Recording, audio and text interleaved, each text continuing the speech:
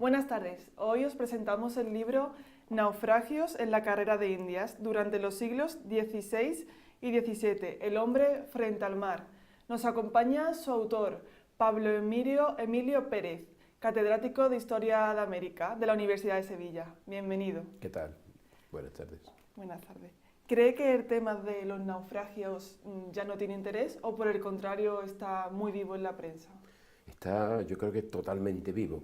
Naufragios hay de mucho tipo, pero todos los días estamos viendo naufragios de pateras en el Mediterráneo y como la Unión Europea está preocupadísima por ese tipo de llegada de inmigrantes y los naufragios que acontecen. Por ejemplo, otros tipos de naufragios también son los que van a rescatar tesoros. Y de eso hace muy poco tenemos el de Odisei, ¿no? Ha habido una gran conmoción en la nación porque los piratas, en este caso modernos piratas, también radicados en Gibraltar, pues nos querían quitar un patrimonio que era nuestro, ¿no? Entonces ha habido intervenciones pues, de los gobiernos al más alto nivel, ¿no? También hace no mucho tiempo el presidente del gobierno de la República de los Estados Unidos de México se entrevistó con el presidente del gobierno de España para hacer un rescate conjunto de un barco de Nuestra Señora del Juncal que se hundió cerca de las costas de Yucatán, en México, y que es uno de los Eldorado de las profundidades. Esos lugares míticos llenos de oro. Existen Eldorados en tierra firme, pero también hay Eldorado bajo el mar, ¿no? Y entonces yo creo que es una cosa absolutamente de actualidad, de rabiosa actualidad, diría yo. Este libro profundiza no solo en los naufragios materiales de barcos hundidos, sino en las profundidades del alma. ¿Cómo reacciona una persona ante el peligro de la propia naturaleza del océano? Sí, sí, eso es lo que una de las primeras partes del libro, ¿no? Cuando un grupo de personas, en este caso en el siglo XVI o XVII, pero que también se hacen comparaciones con naufragios recientes, actuales y bien conocidos, no sé, como el del Titanic, por poner un ejemplo de los más conocidos, ¿no? Pues nos preguntamos, ¿qué hace la gente?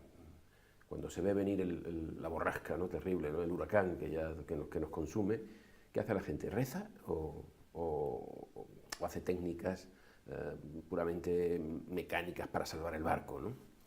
Bueno, pues lo que hacían en el siglo XVI y XVII era, primero, técnicas, primero, sistemas de control de los daños, primero, actuaciones de lo más racional. Solo cuando estas no tenían éxito, la gente se ponía a rezar. Decían los contramaestres y los capitanes de los barcos entonces que mientras que los marineros blasfemasen, y resulta que uno de los pasajeros se quejaba de que en medio de una tormenta, perdón, con el peligro de hundimiento, los marineros lanzaban tremendas blasfemias que llegaban y traspasaban los cielos, ¿no? ¿Esto qué pasa? Dios nos va a castigar todavía más. Y decían, no se preocupen, mientras que blasfemen no hay problema. Si se ponen a rezar, estamos perdidos. Así que esa cuestión de primero la técnica y después ya cuando no hay más remedio, pues se reza, se acude a lo divino, a lo milagroso.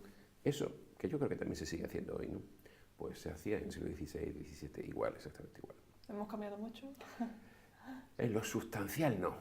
Vivimos mucho mejor, claro que sí, pero en lo sustancial del alma humana yo creo que no hemos cambiado radicalmente, ¿no? ¿Y cómo surge la idea de escribir el libro? Pues la idea del libro surgió de estos periodos que tenemos todos bajitos de ánimos, ¿no? Uno tiene que superar determinados baches en la vida, ¿no? Y entonces siempre uno piensa, bueno, pues si uno supera el bache, aprende, ¿no? Entonces dije yo, bueno, como yo soy historiador, tal vez me puedo preguntar cómo supera la gente el bache de un naufragio. Y es un bache, es un acontecimiento luctuoso que significa pérdida de muchos niveles, pérdida de vidas humanas, también pérdida de dinero. La gente se arruina cuando se hunde un barco, ¿no? Entonces yo dije, bueno, vamos a ver si aprendemos algo de cómo afrontaban nuestros antepasados estas desgracias, ¿no?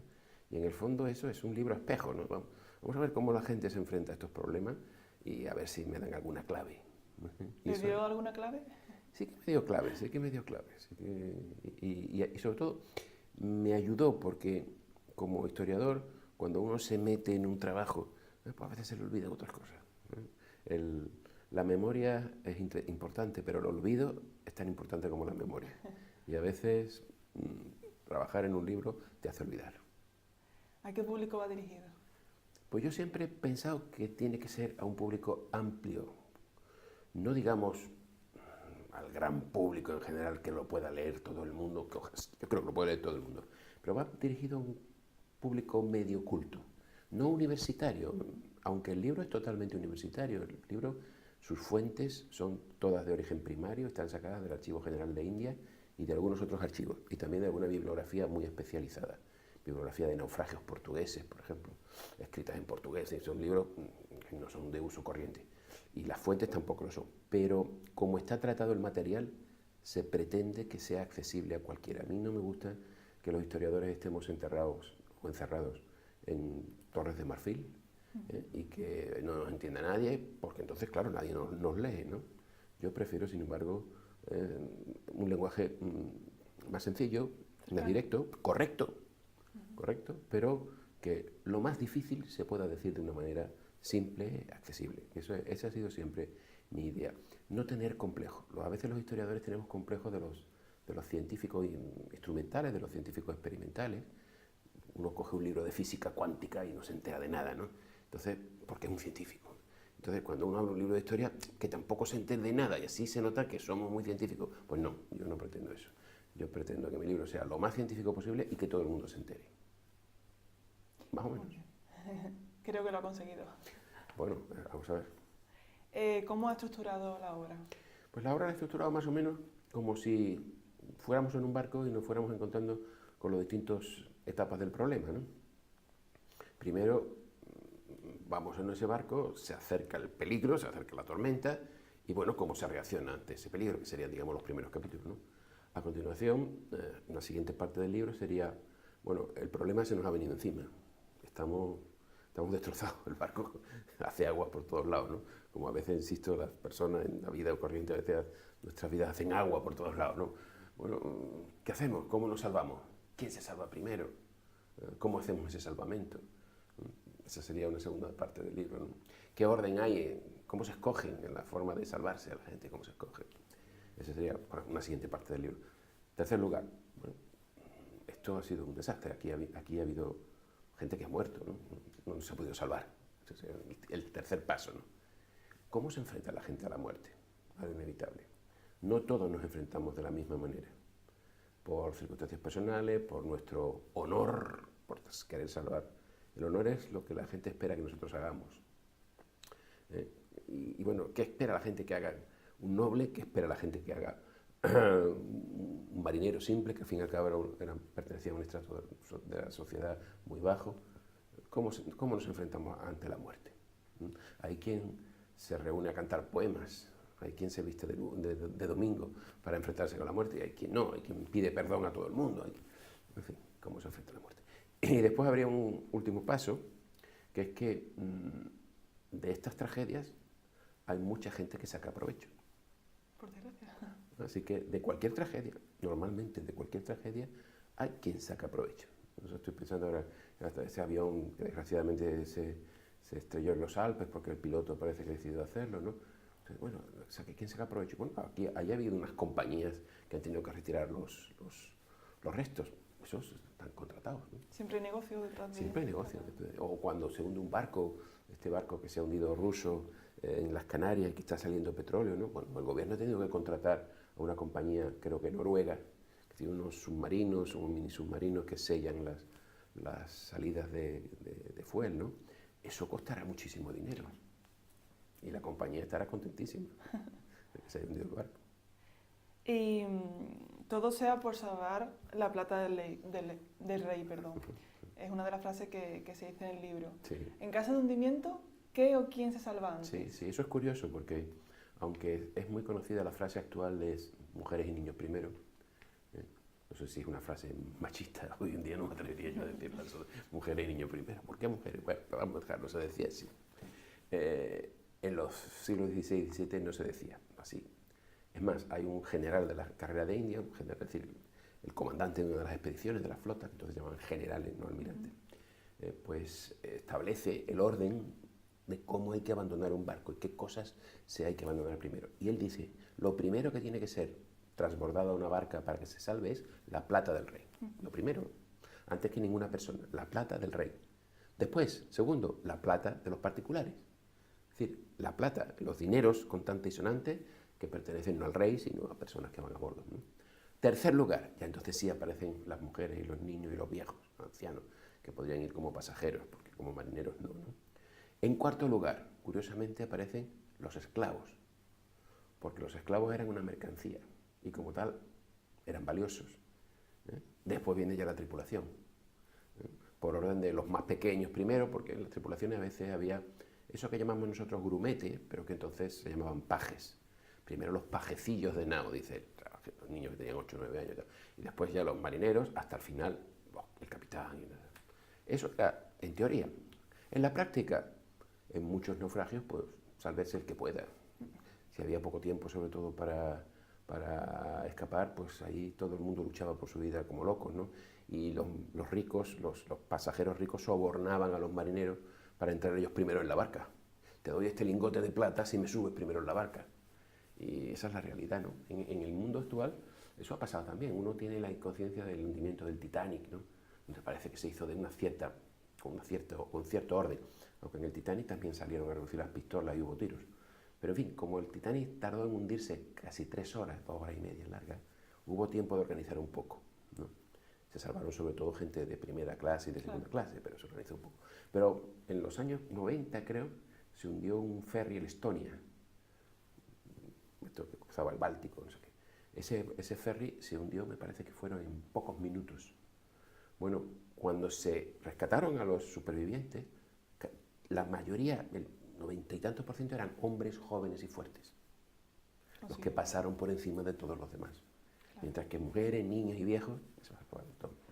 Así que una cosa es la teoría, una cosa es fríamente en un gabinete, y después cuando se desata el pánico. Pues. Y eso pasaba en el siglo XVI y pasaba en el siglo XX, XXI. Y no me gustaría dejar de decir que el Titanic es el naufragio más famoso del mundo, porque murieron cerca de 2.000 personas del primer mundo, norteamericanos, ingleses ricos, el naufragio más conocido, pero no es ni mucho menos el naufragio más luctuoso de la historia del mundo. El naufragio en el que hay muerto más gente es el hundimiento de un ferry filipino, el Doña Paz, que se hundió en los años 80, y murieron 4.500 personas, mucho más del doble de los del Titanic.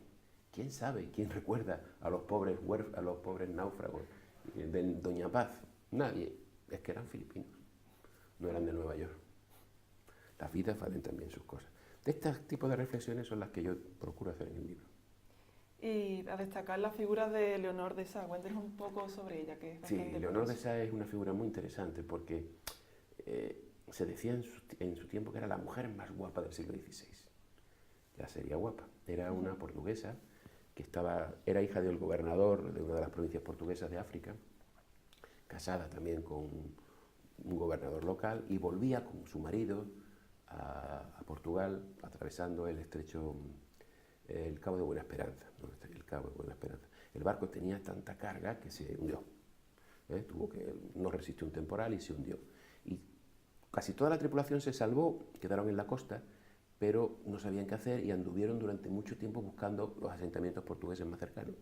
Por ese camino sufrieron grandes penalidades, les atacaron varias poblaciones locales, varias indígenas de la zona, hasta que en una de ellas les robaron absolutamente todo. Y ella, la mujer más guapa del siglo XVI, quedó desnuda delante de sus criados. A ella no le importaba tanto estar desnuda delante de aquellos salvajes, lo dice el texto. Pero delante de sus antiguos criados le pareció una deshonra. Y esta mujer se enterró en un hoyo y se pasó allí toda la noche hasta que se dejó morir, con tal de que no la vieran, tapándose entre los cabellos y la arena.